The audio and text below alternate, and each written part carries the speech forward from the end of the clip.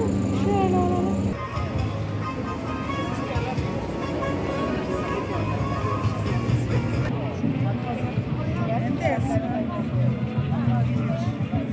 Kolay gelsin.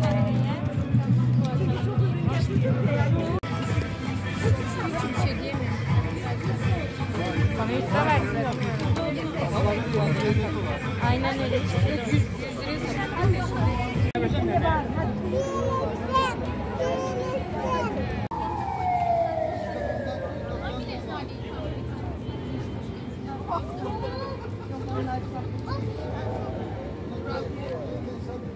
Askeri kalau mungkin mana, roti itu rohaninya.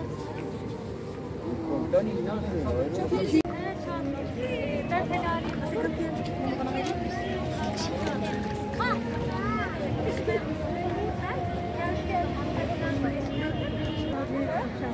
Ben alacak ama kapatma. Sallaman gerekiyor. Evet. Bismillahirrahmanirrahim. Yetimler Vakfı Erzincan temsilciliği olarak 7 Ekim Aksa tufanının yıl dönümü sebebiyle Gazze'deki kardeşlerimize yardım için düzenlediğimiz kermesimizin hayırlara vesile olmasını diliyoruz. Burada bize yardımcı olan tüm üye ve gönüllülerimize, Gazze'li kardeşlerimizden yardımlarını esirgemeyen tüm duyarlı vatandaşlarımıza teşekkür ediyoruz.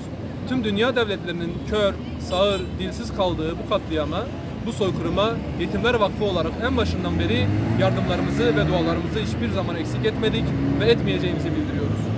40 binden fazla şehidimize, şehit lider İsmail Heniye'ye, Gazze'nin izzetli direnişine Erzincan'dan selam gönderiyoruz.